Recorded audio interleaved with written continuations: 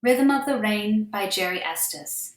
I chose this piece with a fourth and fifth grade chorus in mind. I like the fact that it's in a minor key, as I feel so often music at this age level and skill level is in a major key. I also like the Orff orchestration and thought that would provide an additional challenge for the students. I'm thinking of this as an opener to a spring concert.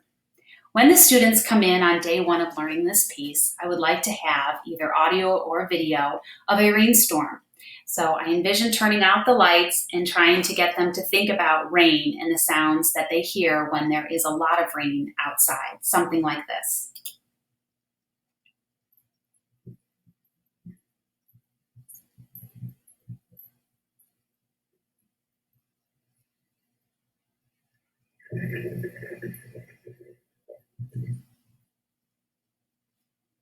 After we listen to the sounds, we will go to our instruments that we have available. Perhaps we have some rain sticks or some pitched and unpitched or percussion instruments in the class, and we'll see what kind of sounds, rain sounds, we can make with those instruments. I will allow students ample time to kind of explore and see the sounds that they can make. That is assuming, of course, that we are in school. If I am teaching this piece in a remote situation, I tried to think about ways that we could recreate rain sounds at home. The pictures that you see here are of my little helpers, Liam and Maeve. And we did a few things to make rain sounds. The first of which many of you have probably done, we used body percussion, rubbing our hands together at different speeds, snapping at different speeds, and with a different amount of people, number of people to see how loud we could make the sound.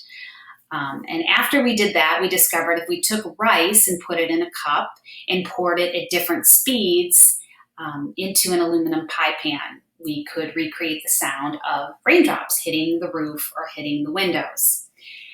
Finally, we made it into a craft project, which is something that I can envision students doing at home. We took a paper towel roll and we used very thin nails, again with a lot of adult supervision, and stuck those through the paper towel roll in different spots. Then we filled one end with rice, taped up both ends, shook it back and forth as you see in this picture to see what kinds of sounds we could make when we let the rice fall at different speeds. So when I begin teaching this piece, thinking about warm-ups, I think I would start with 5-note ascending and descending minor patterns and also singing minor thirds.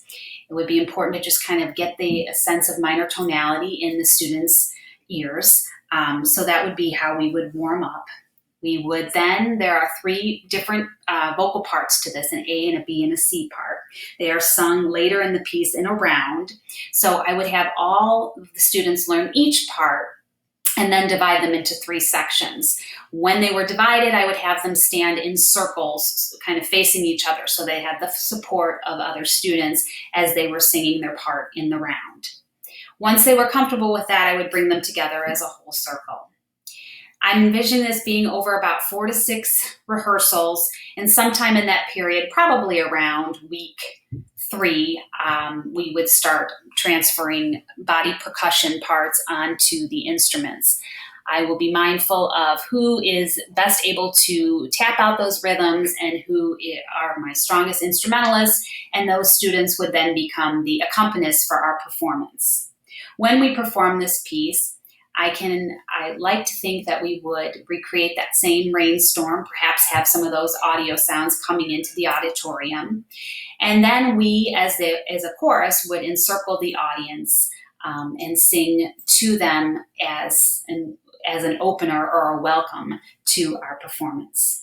In terms of assessment, I'm going to be doing this more formatively and listening for the students' ability to sing those minor thirds and also to sing those ascending and descending patterns.